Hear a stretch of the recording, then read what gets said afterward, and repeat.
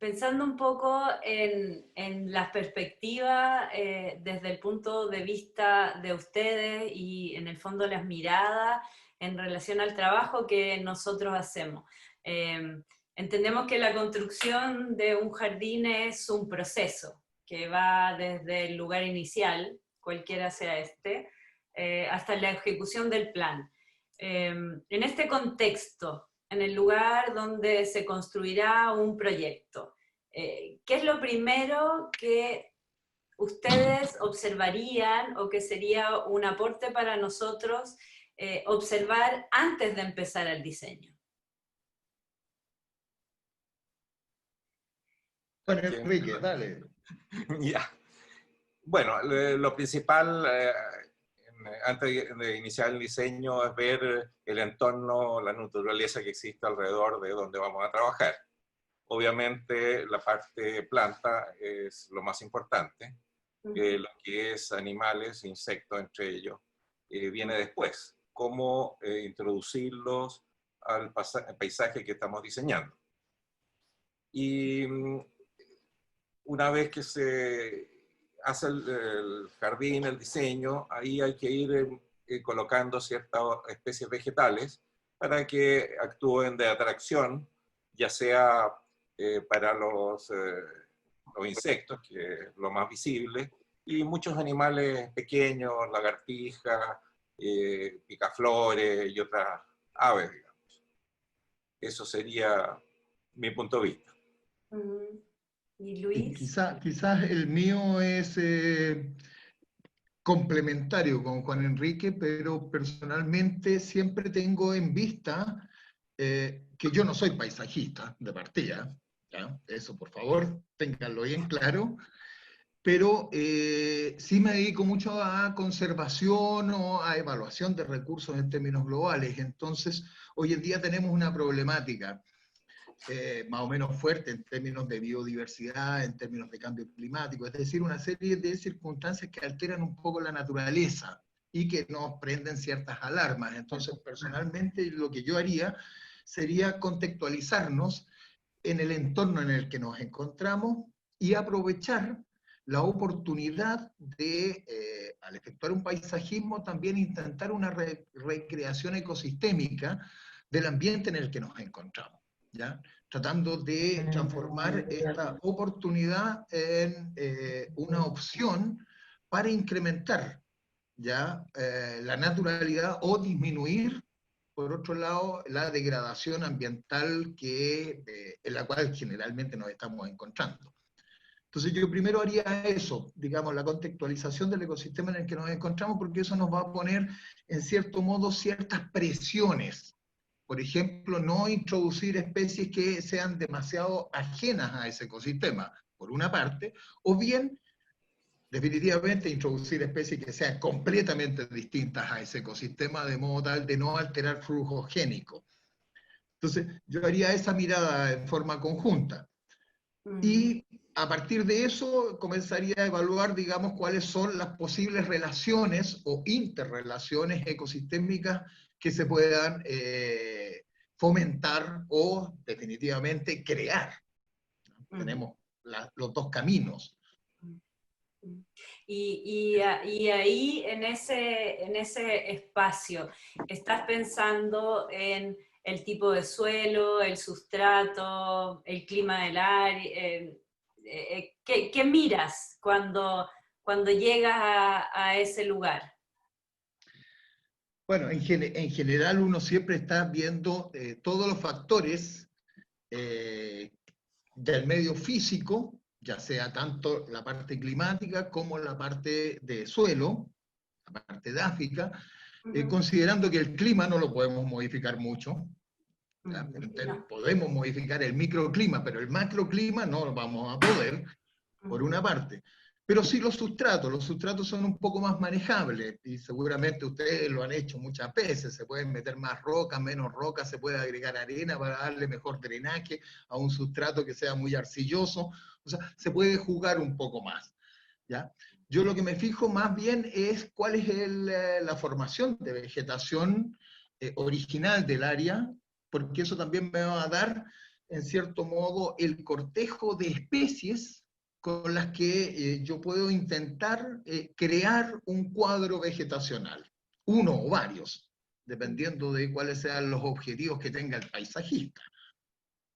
Ahora hay una serie como de procesos que no se ven, que realmente uno no los ve. Entonces, un poco, Juan, con los insectos, ¿podríamos observar como ciertos procesos o relaciones que ocurren en la naturaleza en relación a las interacciones entre plantas y insectos que nos pudieran dar pistas de lo que está pasando en ese lugar hipotético? Bueno, sí, hay ciertas especies que son atractivas para otras especies de insectos, ciertas especies vegetales. Entonces, si uno se fija en eso, en ese grupo de plantas, puede encontrar qué insectos están relacionados. Entonces, si uno quiere ciertas mariposas u otros tipos de insectos, uno va a las plantas de las que se alimentan, que estén en la zona, y si las encuentra y encuentra los insectos encima, entonces sabemos que ya tenemos en el ambiente esas especies. Ahora, igual se pueden atraer insectos de más alejados, los insectos pueden volar mucho, con sus plantas respectivas. ¿Quién está ahí? No sé. Eh, Sí, sí.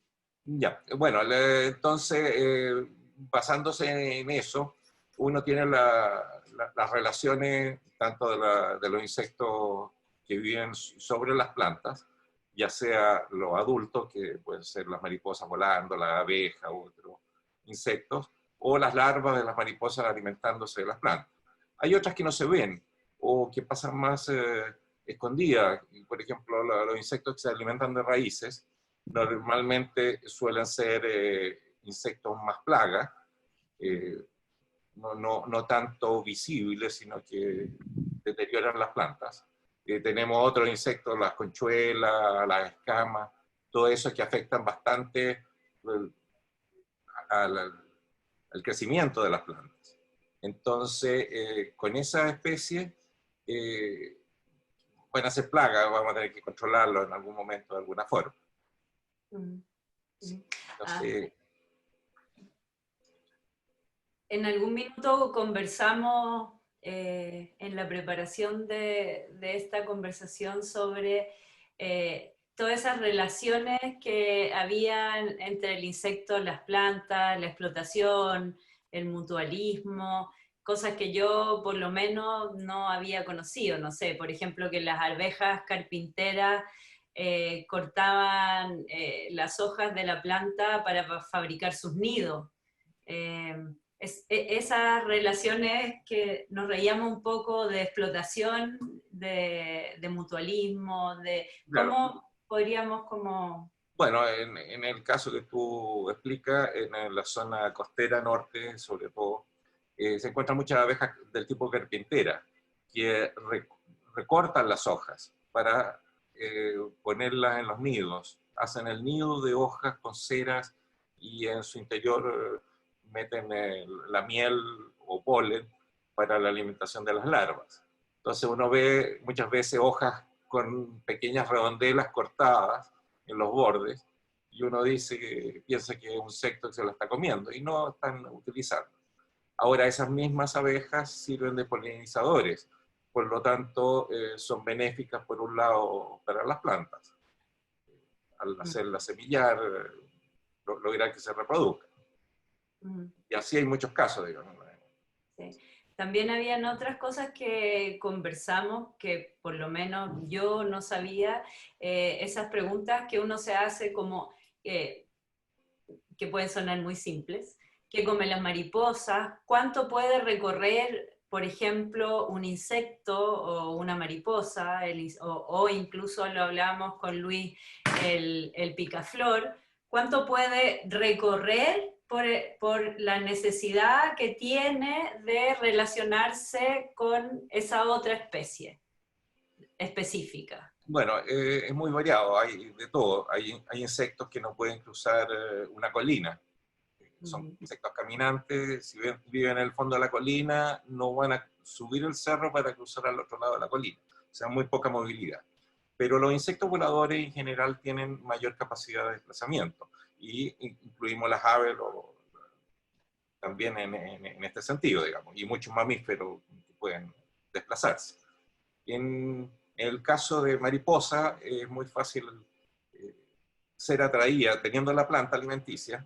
Me ha tocado verlo con la mariposa negra de la Aristoloquia, haber traído plantas y en la zona mía no hay plantas a menos de 40, 50 kilómetros. Ya han llegado adultos. O sea, perfectamente pueden hacer atraído esa cantidad de kilómetros. Hay otra especie, la monarca del norte, que es menos común que la americana, la norteamericana. Esa también se puede desplazar muchos kilómetros. Incluso son migratorias, pueden andar 200, 300, 400 kilómetros. Entonces, teniendo Asclepia, que es la planta alimenticia, se pueden atraer. O sea, uno planta la Asclepia y debieran llegar solas. Y así hay muchas especies. La cena trae unas mariposas amarillas, una grande y una chica. Hay varias malváceas que traen las mariposas rojas. Y el chagual, también la mariposa del chagual, lamentablemente en este caso, que es una mariposa que se supone que es la más grande de Chile en tamaño, la hembra, esta se alimenta de chagual, pero lamentablemente termina matando a la planta. Entonces, ese es un caso que no es muy bueno para el paisaje, pero igual van a llegar, si hay en la cercanía 30, 40 kilómetros chaguales, van a llegar mariposas chagual. No, súper interesante, porque no... Luis, es interesante justo lo que acaba de plantear Juan Enrique, respecto, digamos, a la muerte, producto de esta relación, que es una relación de predación, que no es parasitaria, es una predación, y que mata a la planta. Entonces, claro, lo que uno tiene que tener en claro es que eso es una relación natural, existe en la naturaleza y eso hace que las plantas también se renueven en naturaleza. Entonces ahí a lo mejor lo que tiene que considerar el paisajista es que va a tener que estar reemplazando plantas si es que no utiliza la dinámica natural de la especie. Es decir, permitir que la especie se esté regenerando, que no es fácil. Entonces, mucho más fácil ahí en ese caso reponer la planta, sacar la planta muerta, pero vamos a tener a la mariposa del chagual, que, o sea, yo me sentiría honrado de tener una mariposa del chagual en mi jardín, ¿ya? Aunque sea ocasionalmente viéndola, porque es preciosa. O un picaflor. No, claro, pero los picaflores son distintos porque uno los puede manejar un poquitito, a pesar de que no les guste a Jimena, por ejemplo, no les gusta que uno alimente los picaflores. Los pobres picaflores les hemos quitado tanta fuente alimentaria que reponerles un jarroncito con agua azucarada no es malo, ¿no? Es incluso casi de caridad con los pobres, cuando les hemos quitado tanto ecosistema natural a ellos.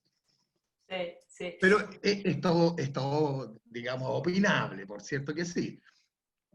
Oye, a propósito de, yo le digo Jimena, a propósito de Jime, invitémosla a la conversación, ya que estamos como, nos fuimos como por las plantas, y como por la observación de lo que uno debiera observar. Jime, ¿y qué cualidades debieran o qué cualidades tienen las plantas para zonas áridas y semiáridas, para un jardín xerófito, apropiadas? ¿Cómo ha sido tu experiencia en la selección? La selección de especies, yo diría que hay que observar el entorno y ver cuáles son las especies más resistentes que tenemos al lado.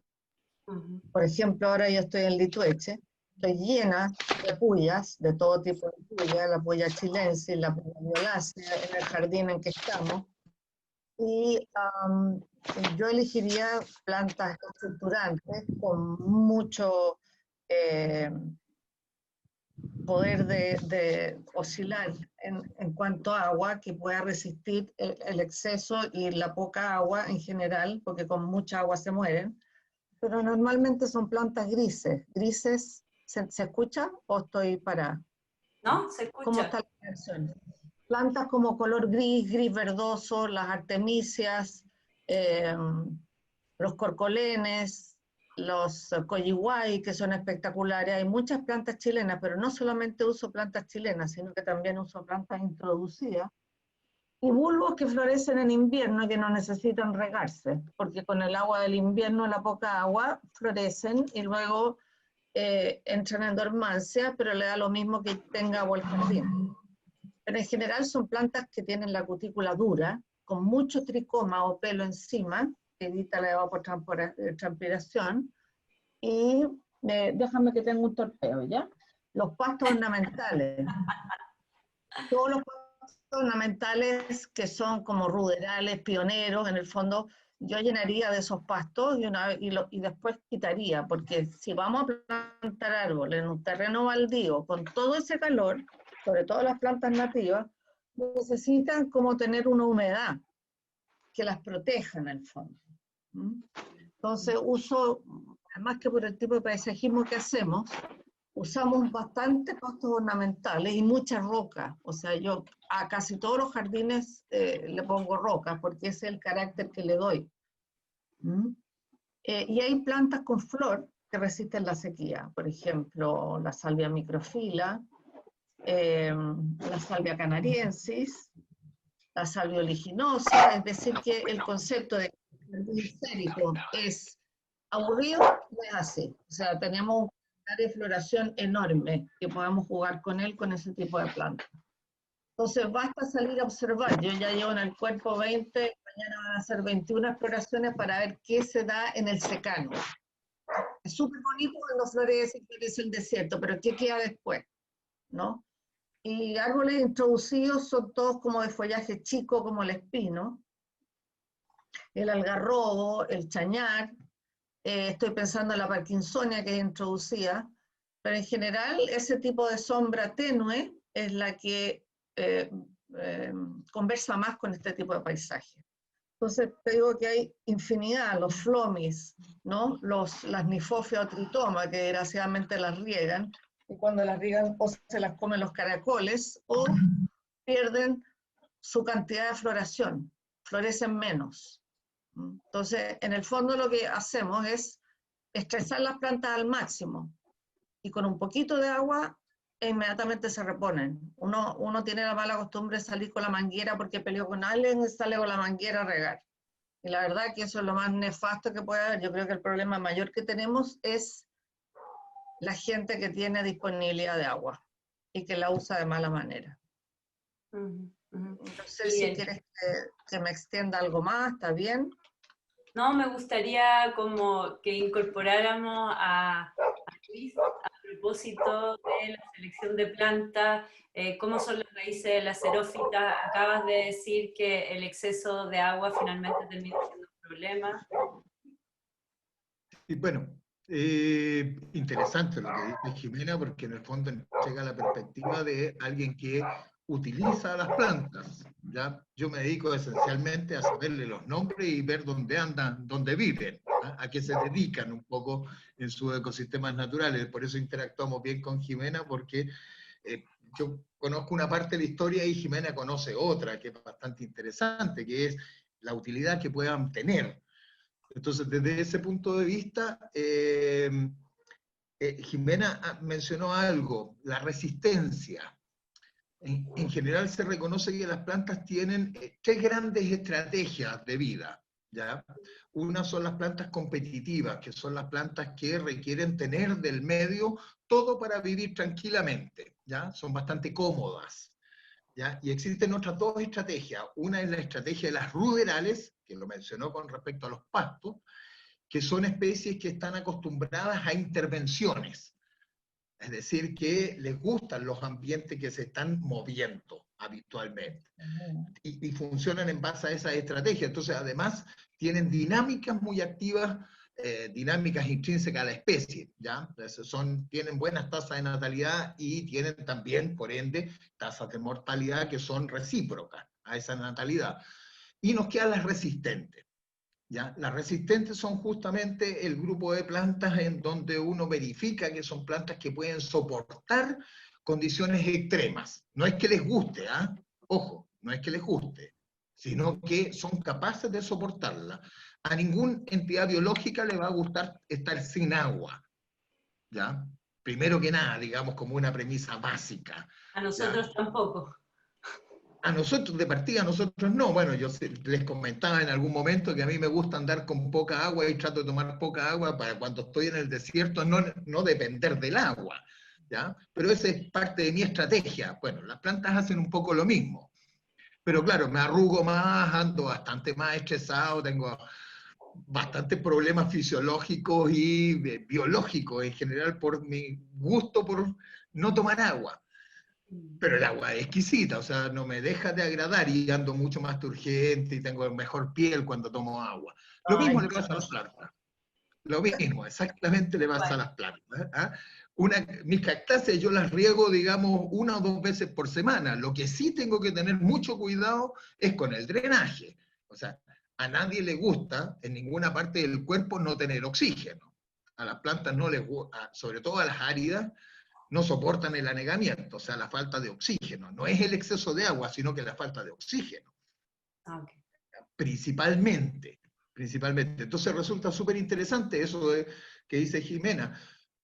Si uno las quiere tener turgente y las quiere tener en activo crecimiento, tienen que tener agua. Si no, las tiene que tener en el estado que a ellas les gusta. Las cactáceas prácticamente no crecen en los ambientes del desierto de Atacama. Ese ambiente que tengo atrás crece ocasionalmente cuando le caen precipitaciones, pero mientras no le caigan precipitaciones se mantienen casi en un estado estático.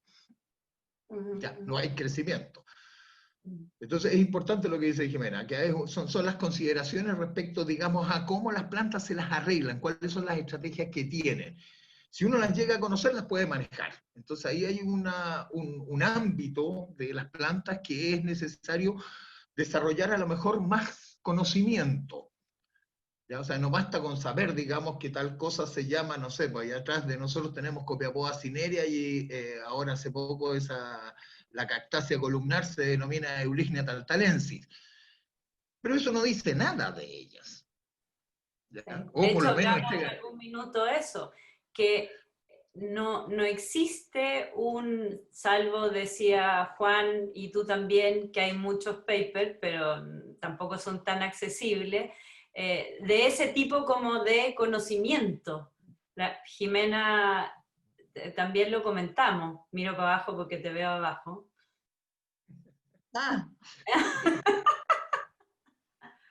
Que no existe esto como de no sé si se llama horticultura, no sé cómo se llama, pero una cierta cultura o una cierta escuela en la que uno podría, bueno, y por eso mismo hicimos de alguna manera este conversatorio liberado, porque en realidad es para compartir cosas que normalmente nos cuesta mucho compartir o las compartimos por separado.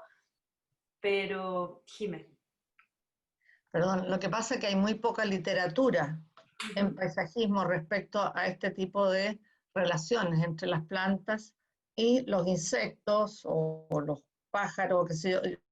O hay publicaciones muy científicas como las que hace Juan Enrique Barriga, Tuñón, ¿ya? O sencillamente no hay. O sea, no hay investigaciones de la universidad del crecimiento de las plantas, que es importante de la raíz. Que tienen que haber raíces de distintos tipos para que haya oxígeno en la tierra y pueda ingresar el agua. Pero yo creo que de esto parte una manera de entregar conocimiento. Ambos son una eminencia en lo que hacen. Realmente yo los admiro a los dos. Entonces, nosotros pudiéramos tener ese tipo de información o hacer más de estos conversatorios con ellos, ¿no? Sí. Sí, a propósito de esto de las plantas y para ponerlo un poco más, ponerlo un poco más realista. Normalmente cuando hacemos jardines, por supuesto siempre trabajamos con nativas, con especies de las que ya sabemos, pero es imposible solamente trabajar con nativas, entonces en general también trabajamos con plantas introducidas que tengan las características para el diseño que estamos haciendo. Pero, por ejemplo, si uno, Juan, en un diseño inserta una planta que efectivamente no es de la zona, necesita ciertos insectos para poder polinizarse o no polinizarse, ¿qué pasa con eso? Como con poder optimizar, o Luis también, esas relaciones en el jardín. Es que si nosotros incluimos plantas introducidas, ¿qué puede suceder en esas relaciones que existen en ese jardín? Bueno, cuando uno coloca plantas introducidas, probablemente en muchos casos no haya con relaciones con insectos, porque no son atractivas, salvo alguna floración. La floración puede atraer mariposas, abejas o otro tipo de insectos, o aves como los picaflores, pero en general no se da una relación, salvo que tenga algún parentesco cercano en la flora nativa, digamos, en el área. Entonces ahí pudieran haber relaciones. Eso puede ser benéfico o no, depende del punto de vista que lo mire, porque va a tener menos plagas, en principio, plagas propias de la zona, menos predación sobre ella. Ahora, la necesidad de ser polinizada, en el caso de Jimena con sus pastos, necesitan polinizarse para poder irse reproduciendo, pero las plantas mayores no necesitan, o sea, nosotros no necesitamos que produzcan semillas, porque las tenemos ya como adultas y no necesitamos que se reproduzcan y empiezan a aparecer por todos lados. Así que tampoco es importante. Sí, si queremos tener insectos visibles o aves visibles, ahí sí que necesitamos tener una relación. Luis, cuenta. Sí, interesante lo que dice Juan Enrique, pero hay que hacer una precisión. Los pastos de la Jimena no necesitan polinizadores, ¿ya? Porque se polinizan por el viento. Entonces, son independientes de eso. Entonces, ahí hay una cosa que no deja de ser interesante. Los insectos en general se van a comer los pastos, ¿no? Los pastos son muy buenos para sostener herbívoros, ¿ya? Ahora, la pregunta específica, introducciones de especies. Ahí en eso a mí me gusta ser bien cauteloso. Muchas de las especies que hemos introducido con distintos propósitos, no solamente en paisajismo, sino que incluso alimentario, o con otros propósitos, se transforman en invasoras, ¿ya? Que eso es como uno de los efectos como más fuertes que tiene lo que es la manipulación de especies, ¿ya? En distintos ámbitos, no solamente en el vegetal, sino que también en el animal. Ahora, hay que tener esa precaución, ¿ya? De que la especie no se nos vaya a transformar en una invasora, ¿ya? Entonces, ahí hay que verificar justamente estas cosas que son las interrelaciones intraespecíficas, ¿ya? Es decir, las tasas de natalidad, las tasas de mortalidad, hay que tenerlas en cuenta, ¿ya? Especies que son, que tienen altas tasas de natalidad se pueden transformar rápidamente en una especie invasora si es que encuentran las condiciones ambientales apropiadas para ello, ¿ya? Entonces, y no solo eso, recién Jimena mencionaba las salvias, por ejemplo, ¿ya? Que son muy atractivas, porque las salvias, hasta yo, que en Chile prácticamente no hay salvias, ¿no? Salvo unas pocas que tenemos en el desierto costero, en general no tenemos, ¿ya? Ese género que es tan diverso, sobre todo en los trópicos, Sí. y que tienen una floración preciosa, ¿ya? Y que son muy útiles principalmente para la entomofauna que se alimenta de ellas, ¿ya? Principalmente néctar y polen. Pero por suerte no tenemos, entonces salvia podemos usar libremente. Pero yo me andaría con más cuidado con otras especies que sí tienen parientes en nuestro ecosistema. Por ejemplo. Porque ahí sí que pueden ocurrir, digamos, algunas hibridaciones, introgresiones genéticas. Entonces, ahí yo también tendría algún grado de precaución. No soy enemigo de las especies introducidas en ningún Pero caso. da un ejemplo Sabemos Claro. que la estipa tenuísima, por ejemplo, Por ejemplo. Bueno, tenemos un ejemplo mucho más expreso en nuestro ecosistema, que es el Pinus radiata, que nos ha servido, digamos, como un elemento de estructuración de ecosistemas, de creación de plantaciones con fines económicos, que fue muy útil en cierto momento y que hoy en día ya se está repartiendo por todas partes, porque encontró los mecanismos, por suerte para él, generamos muchos incendios que son los que provocan la dispersión de las semillas de pino y por ende, lo estoy diciendo en un sentido sarcástico, por favor, no vayan a pensar que yo soy amigo del pino insigne, en ningún Claro. caso. Pero claro, hemos hecho que el pino insigne se transforme en una especie invasora.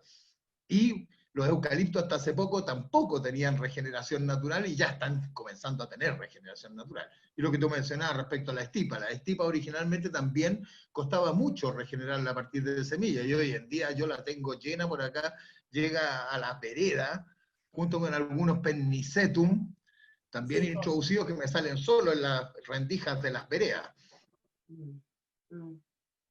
Jimé, Entonces, ¿quieres ojo con comentar las algo? invasoras. ¿Quieres comentar algo de tú? Sí, bueno, he tenido bastante experiencia de comprar plantas introducidas, para no decir traer, y Más elegante. tan apropiado, una venotera rosada que realmente es una plaga, no hay cómo sacarla. Y la estipa tenuísima ya no la ocupo ya. Está bien que me invada la estipa o la nacella neesiana o la nacella caudata, que también con buen suelo se propagan, pero de una manera increíble. Por eso que hay que saber de dónde viene la planta para saber cómo plantarla. Pero sí, he tenido muy malas experiencias de introducción de plantas no nativas, exógenas.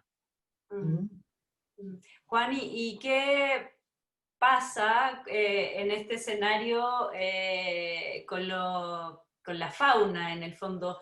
¿Puedes llegar a tener una desaparición de alguna especie porque estas plantas en realidad, no sé, hay una invasión y de estas plantas son muy invasivas, pero resulta que el insecto no es amigo de esa planta, no se necesitan, el insecto se retira, empieza a haber menos... Bueno, hay de todo tipo de casos. Hay insectos que se adaptan fácilmente. Esos se van a adaptar a las introducciones, ya sea nativas, pero foráneas a la zona, o exóticas del país. Pero hay otros insectos que se van a retirar de ellos. Y no solo por la especie vegetal que introduzcamos, sino que también estamos cambiando el microclima. Entonces se adaptan, las especies más raras están adaptadas a ciertos microclimas especiales que al introducir otro tipo de planta va a ser distinto ese microclima. La humedad que genera la planta es muy distinta a la otra que es nativa del área. Entonces esos insectos empiezan a desaparecer o correrse hacia el ambiente que les propicio. Y en general, cuando uno interviene en un área muy grande, pasa que desaparecen, se extinguen de la zona o se extingue la especie. En el caso de la ciudad, que realmente no puedes trabajar en ese sentido, o sea, cada vez hay menos insectos. ¿Cómo uno podría trabajar con tener un cierto equilibrio sin ser un experto? Claro, lo que pasa es que la ciudad en sí es un área transformada, el hombre la ha transformado y es ajena a cualquier paisaje. Entonces, la ciudad hay que tratarla dependiendo del clima general, igual como en cualquier país del mundo. Digamos, son las plantas que se colocan que estén adaptadas a esas áreas.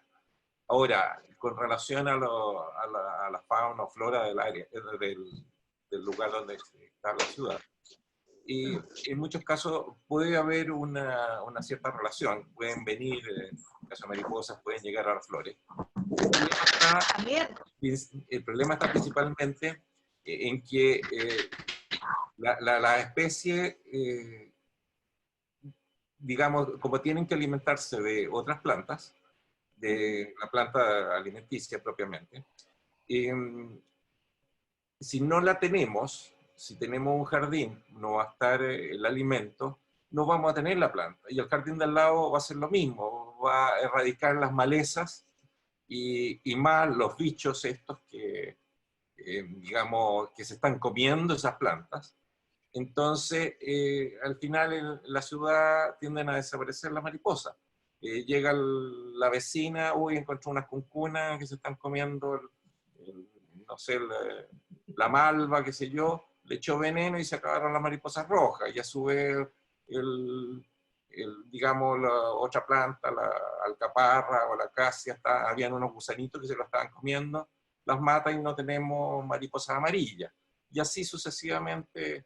Las mariposas blancas son de los rábanos y de ese tipo de plantas. Entonces, digamos, normalmente son malezas. Por lo tanto, se las mata y no tenemos ese tipo de mariposas. Entonces, en una ciudad es muy difícil mantener un equilibrio general. Sí. Alguna vez, me acabo de acordar que alguna vez conversamos a propósito de que en el fondo estamos hablando de un tema como sistémico y de que habían como ciclos. Por ejemplo, ahora que me reía un poco de la plaga, que hay una cantidad de orugas así impresionantes de todo tipo, de noche, de día, de no sé qué, y que se están comiendo bastante. Pero tú decías que habían como etapas, ciclos, que no tenía que ver con que había habido un poco más de lluvia que el año anterior, que fue terrible, pero más bien tenía que ver como con los ciclos del insecto. Exacto. Normalmente los ciclos, o sea, en todos los insectos ocurren ciclos de mayor o menor cantidad de ejemplares. En caso típico de las cuncunas, cada 3 años más o menos ocurre este ciclo, hay una gran cantidad. Pero a su vez, en ese momento empiezan a aparecer mucha cantidad de parásitos, que al año siguiente, digamos, se van a comer, esa cantidad de parásitos van a comerse las larvas. Entonces al año siguiente desaparecen. Después tienen un año en que los parásitos se comieron todas las larvas, no van a tener alimento, se mueren los parásitos, quedan muy poquitos. Entonces ahí se empiezan a recuperar las poblaciones. Y así sucesivamente al tercer año vuelve a haber una gran invasión. Entonces por eso que se ven esos ciclos. Además el clima las afecta, digamos, hay especies que con mucha lluvia se mueren o con mucha lluvia le hace bien, entonces también altera en esos ciclos. Y bueno, así sucede con casi todas las especies, digamos, salvo las especies raras, en general las especies más comunes pasa eso. Los ciclos. Oye, una de las cosas interesantes de lo que menciona Juan Enrique es que particularmente con respecto a insectos o animales en términos generales, es poco lo que uno puede hacer. Es decir, no son tan manipulables, ¿ya? Uno puede, en cierto modo, predecir algunas de estas relaciones que se nos van a incorporar, digamos, son sorpresas a veces que uno tiene en el diseño, y habrá que estimular algunas, habrá que tratar de, o intentar eliminar otras, que son malas sorpresas, ¿ya? Son sorpresas desagradables. De pronto una plaga puede ser una sorpresa desagradable con respecto, digamos, a una profusión de mariposas, abejas, que va a ser una sorpresa agradable. Pero lo que sí uno puede hacer es manejar las plantas. Y ahí es donde uno puede, digamos, en cierta medida, predecir cuáles pueden ser esas relaciones. Entonces, ahí es donde es necesario el conocimiento un poco más acabado respecto, digamos, a cuáles son esas interrelaciones, qué especies son. Entonces, quizás ahí es donde nos falta un poco de conocimiento, sea en la ciudad o sea, digamos, en el ambiente rural o semi-urbano. Ahora, en las ciudades, creaciones, denle nomás con todo. Y uno puede crear libremente porque ya está todo tan alterado que da un poco lo mismo. Sí, sí, es cierto. Jimé. Lo que hablábamos el otro día de las floraciones. Están hablando mucho de las flores, los insectos, las abejas, ¿no? Las abejas nativas, no nativas. Entonces, quiero saber, Juan Enrique, si hay muchas plantas que traen mariposas, ¿van a llegar el doble de mariposas al igual a ese jardín o hay un número limitado? Y por otro lado, ¿qué pasa tanto con la abeja introducida? Bueno, son dos cosas totalmente distintas. Por eso. Sí, mientras uno tenga más flores atractivas, más van a llegar, pero todo depende de la cantidad de ejemplares que anden en el área. Entonces, si el área está muy intervenida en el aspecto de que no hay planta alimenticia y no hay mariposas, van a llegar una que otra. Pero si el área está más silvestre o está mejor manejada en ese sentido, van a llegar mucha mayor cantidad. Hay plantas que son muy atractivas para mariposas o para abejas, distintos tipos de abejas. Entonces, siempre conviene colocar esas plantas. Gracias. Yo creo que mejor le dejamos todas las preguntas que te van a hacer a la Ahora, con audiencia. respecto a la abeja, no sé si te contesto. Sí. Bueno, Contesta. sí, bueno, el problema de las abejas es que hay abejas nativas que son propias y endémicas de cada lugar en Chile, América o cada lugar del mundo, que son generalmente, tienen pequeñas colonias o son abejas aisladas, digamos, funcionan las parejas independientes. Y con las introducciones de otro tipo de abejas, ahora se ha atacado mucho a los abejorros, porque están supuestamente causando la extinción de los abejorros nativos y de abejas silvestres. Pero también hay que recordar que la abeja melífera, que produce miel, no es nativa de Chile ni de América. En Chile se introdujo el año 50 recién, o sea, las primeras colmenas, 50, año 30, por ahí, se trajeron las primeras colmenas a Chile. Y a América llegaron con los colonizadores. No existían abejas melíferas en el continente americano. Entonces, esto ha causado que muchas abejas, especies nativas, estén al borde de la extinción. Pero ahí hay la relación, queremos miel o queremos abejas nativas, entonces hay que tener cuidado con eso. No sé si te respondió más o menos la idea. Bien, sí. Ahí pelearán los nativos con los introducidos. Exacto. Que les gusta, claro. Pero en pregunta, en el fondo, buscando esta como optimización entre que lograr conocer un poco la funcionalidad de las plantas y relativamente cómo son afectadas por estas variables. Estamos como en la concepción del lugar o ya en el lugar. ¿Es posible mantener una estabilización, no en la ciudad, de esas dinámicas? Porque hablábamos que mientras más complejo era el sistema, más difícil era, Luis. Que quizás uno debiera, una cosa muy práctica, empezar por un sistema simple para que luego se vaya complejizando. ¿Qué piensas? Exacto. O sea, que básicamente, cuando uno, ahí me pongo en el papel del paisajista, yo presumo que el paisajista cuando plantea el diseño tiene algunas ideas que van tras un objetivo, ¿ya? Ahora, si el objetivo es que este jardín, aparte de lo estético, de lo exótico que puede hacer con algunas formas de plantas, coloridos y cosas por el estilo, también quiere que sea algo dinámico, es decir, que tenga interacción con, por ejemplo, insectos, que atraiga insectos y que uno pueda visualizar un poco la naturaleza un poco más allá de simplemente la fotosíntesis, ¿ya? ¿Sí? ¿Te fijas? Entonces, en ese sentido, claro, lo mejor es establecer pocas relaciones, ¿ya? Partir Pocas con poca. relaciones planeadas. Y a partir de eso, en la medida que esto comienza a funcionar, debieran aparecer otras. y ahí comenzar a seleccionar. A lo mejor en algún momento, no sé, se te llena de abeja melífera, y la abeja melífera, si bien es interesante por efectos de subproductos, no hay que olvidarse que pican, ¿ya? Y que hay personas que son alérgicas a ella. Entonces, a lo mejor uno no quiere a la melífera. Entonces, debiera retirar las especies que son más atractivas para la melífera y dejar especies que sean atractivas para las abejas nativas o para algunas moscas polinizadoras que son también bonitas. Entonces, ahí empezar a jugar.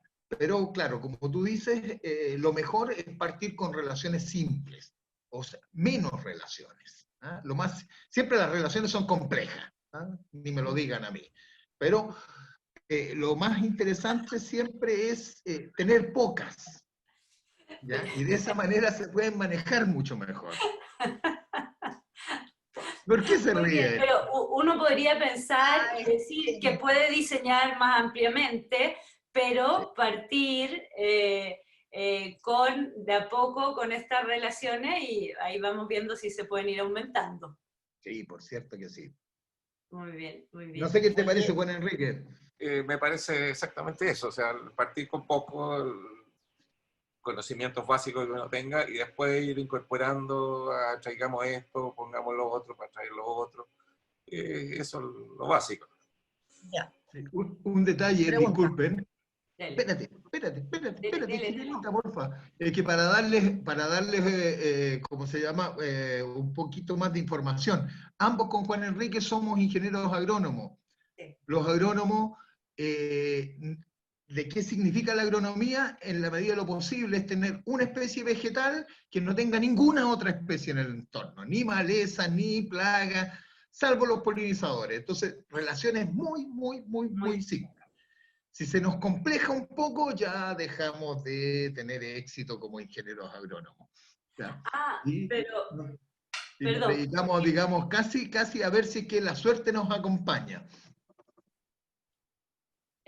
hay una cosa que se me olvidó, que era como bien importante preguntarle a los dos, que es como bien desconocida, para mí por lo menos, que es que cuando uno visualiza un espacio árido, semiárido, perdón, un paisaje, normalmente uno ve que, a propósito de relaciones, que las especies tienen ciertas distancias. Esto no es un jardín, digamos, ni inglés, ni una jungla, ni hay protección, hay poca protección mutua. Entonces, como si fuera una pintura, es una pintura donde hay distancia, las relaciones y las dinámicas en este paisaje árido, seco, son menores porque uno ve menos especies y quizás ve menos insectos, o no, o es una ¿A quién le cosa más pregunta? como de la No, imaginación. ¿A quién le no, lo pregunta? que pasa es que las plantas se ubican a las distancias, a esas distancias por la cantidad de agua. Entonces, tienen tanta agua disponible y la que alcanzó a tomar más agua al principio creció más y dejó sin agua al resto y se murieron. Entonces van guardando esas distancias. Y si se muere uno en ese punto, empiezan a salir otras plantas porque tienen disponibilidad. Los insectos, en este caso también pasa lo mismo, digamos, tienen cierta disponibilidad de alimentos y puede haber cierta cantidad de insectos y sus predadores en el ambiente. Entonces, ese diseño típico de zona área es primero causado por el agua y después cada una de las partes va afectando a los otros niveles, digamos. Si hay menos insectos vegetarianos, va a haber menos predadores y así es más. Ujú, No sé, ujú. Chino, no sé si tienes algo para Es que agregar. me encantó eso de insecto vegetariano, Juan Enrique. Nunca había Pero es que no escuchado hemos hablado que habían insectos. insectos veganos. Vegan. Es como una adecuación del lenguaje técnico, digamos, a lo que estamos viviendo hoy en día, digamos. ¿Ah? Sobre Ujú. eso. No, bueno, lo que dice Juan Enrique es Oye, bastante cierto. Existen ciertas reglas de competencia que hace que el espacio no esté disponible totalmente para como uno quisiera, ¿ya? Entonces, las plantas sí están en un equilibrio que es el justo balance entre los recursos para el crecimiento, agua, nutrientes, a veces luz, ¿ya? Que hace que se regulen a las densidades como máximas en equilibrio, ¿ya? Y que se llama, digamos, poblaciones y comunidades en equilibrio. No solo la competencia, a veces existen otros mecanismos por los cuales las plantas regulan la utilización del espacio, pero el más corriente es justamente el de la competencia. Eso no quiere decir que los sistemas no sean complejos y que no existan este tipo de relaciones, solo que hay menos individuos. ¿Es así? Sí, no, y además que, bueno, mientras más restrictivos son los recursos para el crecimiento, se da la posibilidad de que exista más heterogeneidad espacial, heterogeneidad de recursos. Entonces, una simple roca ya cambia por lo menos el régimen radiativo, por ejemplo. Si hay menos radiación directa sobre el suelo, cambia la evaporación del suelo directamente, y si se instala una planta, cambia su transpiración. Por ende se ve beneficiada. Entonces, eso se llama nodrizaje. Entonces, uno puede usar rocas como nodriza o puede usar otra planta como nodriza, siempre y cuando esa otra planta no aporte elementos químicos que tiendan a eliminar a las plantas, ¿ya? Eso se llama alelopatía. Entonces, existen muchas de estas interrelaciones y que uno las logra apreciar cuando observa la naturaleza. Observando la naturaleza uno puede ver, si tiene la paciencia y la calma necesaria como para poder leer lo que está diciendo la naturaleza. O si tiene la suerte de volver recurrentemente a un mismo ecosistema durante mucho tiempo. Bueno, en todo caso, esta idea como de hacer este conversatorio abierto e invitarlos a ustedes partió justo por lo que acabas de decir ahora, que es el valor de lo que no se ve. Un poco como por eso era mirar desde su perspectiva o ayudarnos como a abrir esa mirada de lo que no se ve. Eso de inicio. Jimena, yo creo que de alguna manera lo que queríamos hacer al invitarlos a todos a este nuevo formato de conversación, que está bastante cómodo, era como abrir los temas y empezar como de a poco a propósito de ciencia detrás de la naturaleza. Entonces, nada, pues junto a la Jime, que ha estado tan calladita, no sé. Me retan por el otro lado. No. Nada, sería súper bueno poder hacer quizás un cierre de parte de usted y de la Jimena para poder cerrar esta conversación. ¿Quién quiere? Sí, yo creo que hay mucho que aprender. O sea, hay muchas incógnitas, por ejemplo, saber dentro, o quizás está escrito, qué plantas se asocian con qué insecto. O, por ejemplo, alguien pregunta cómo desplazar el abejorro, el bombus, el extranjero, para que llegue el chileno. Pero en todo caso son interrogantes tan grandes que yo creo que lo principal es estudiar. Yo creo que hay que empezar a estudiar, ver información y poder ahondar en este tema después. O sea, yo encuentro que es un tema muy interesante. O sea, a mí me motiva mucho este tipo de conversaciones. Así que eso quería decir. Luis. Bueno, un poco en la misma línea de lo que dice Jimena. Quizás nos falta tanta información, pero que esté aplicada ¿ya? A lo que puede ser el manejo paisajístico, recreaciones ecosistémicas, restauraciones ambientales, en donde uno deba manipularlas. Seguramente se conocen muchas, Juan Enrique debe conocer mucho de lo que es la relación de ciertos insectos con cierto tipo de plantas. Me acuerdo que alguna vez publicaron incluso una publicación muy interesante respecto a los bichos que se comen a ciertas plantas, ¿ya? Que era principalmente, disculpa lo de bichos, ¿ah? Pero coleópteros asociados a especies, digamos, que producen madera, a especies leñosas. Y que era súper interesante, y teníamos el listado de dónde podíamos encontrar las larvas comiendo tipo de planta. Pero está en una publicación científica que no la va a pillar nadie si es que le interesa, o va a costar mucho. Entonces, falta divulgar un poco más eso. Ahora, o sea, es difícil recomendar una bibliografía. Estoy leyendo las preguntas y los saludos de la gente. ¿Recomendar una bibliografía sería complejo? Es muy complejo, está muy diseminado. Y lo que existe, por ejemplo, que comentábamos el otro día, hay libros de insectos que atraen mariposas, que atraen aves, qué sé yo, pero son todos editados en Estados Unidos y en Europa, y las especies no son las mismas. Entonces, no traer acá y hacer funcionar eso es muy difícil. Con algunos casos va a resultar, pero no en todo. Hay que crear libros acá para la fauna y flora chilena nativa y para cada área.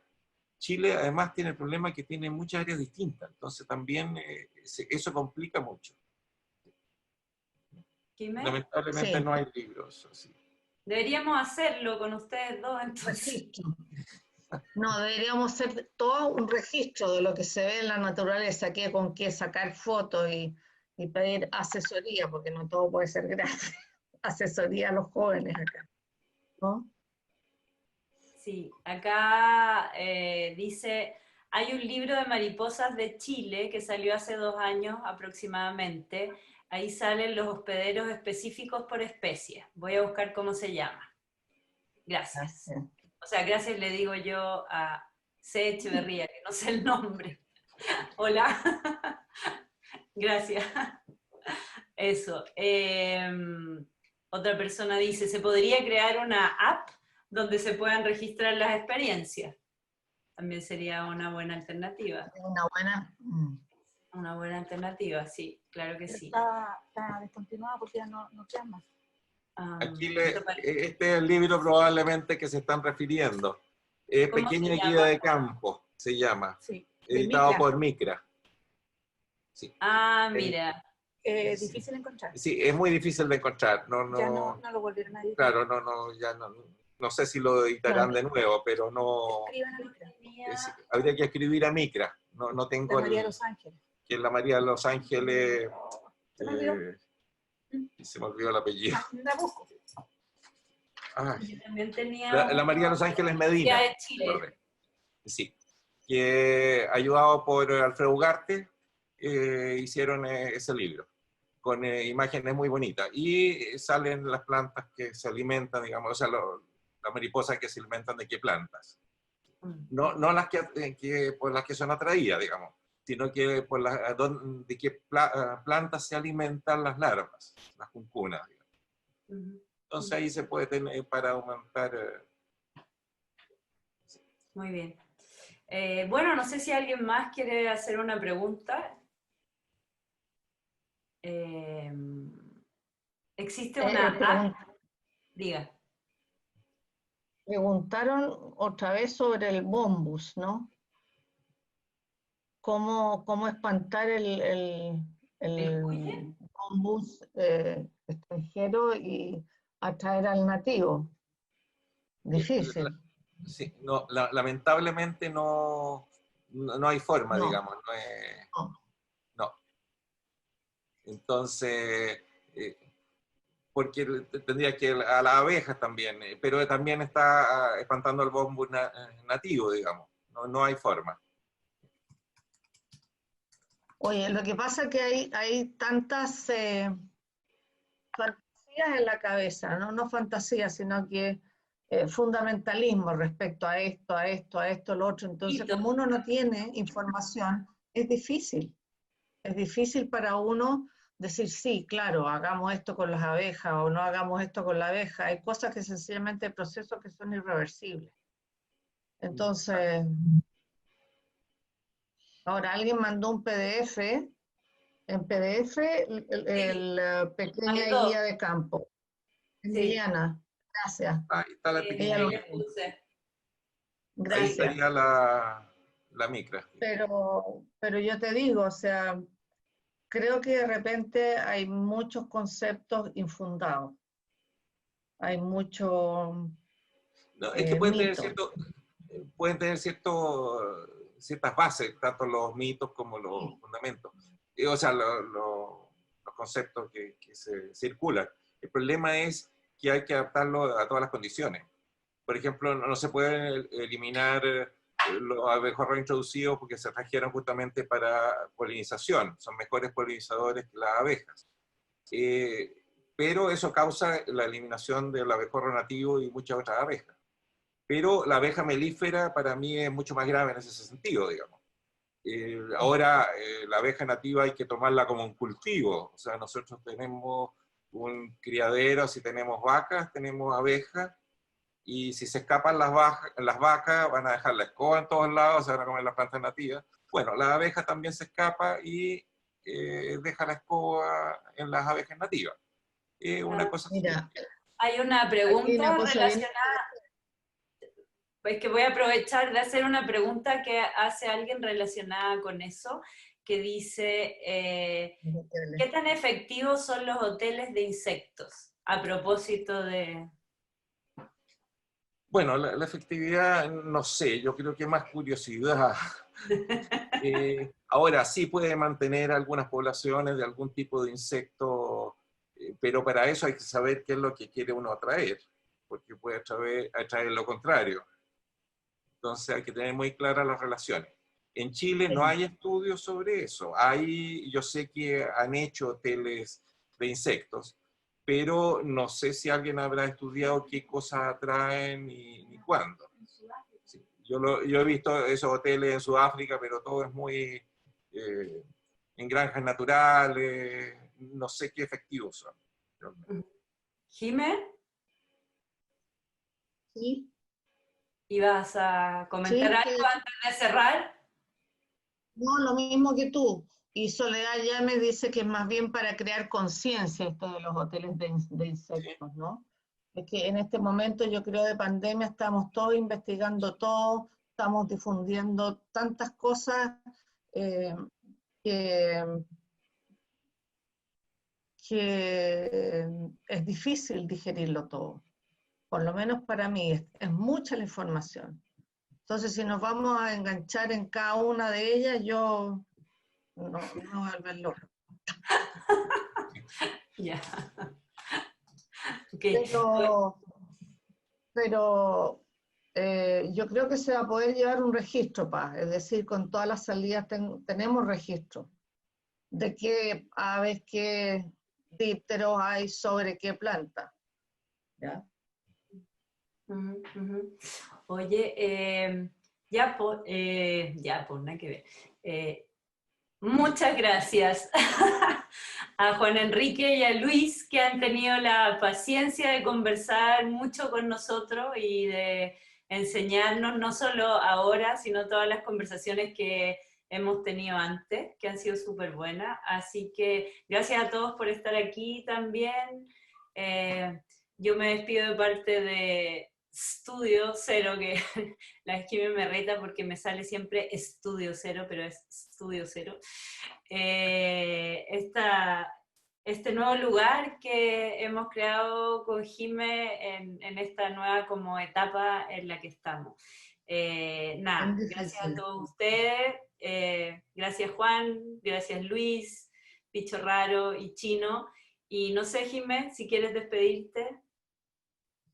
Sí, yo les agradezco mucho la paciencia, los ensayos, las salidas con Chino a reconocer cosas, y cada salida con ellos es un aprendizaje enorme y una apertura de vista que yo no había tenido.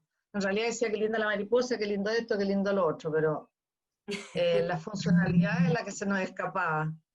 Y vuelvo a decir que ustedes dos son para mí una eminencia en Chile y en muchas partes. Y les agradezco un montón la paciencia.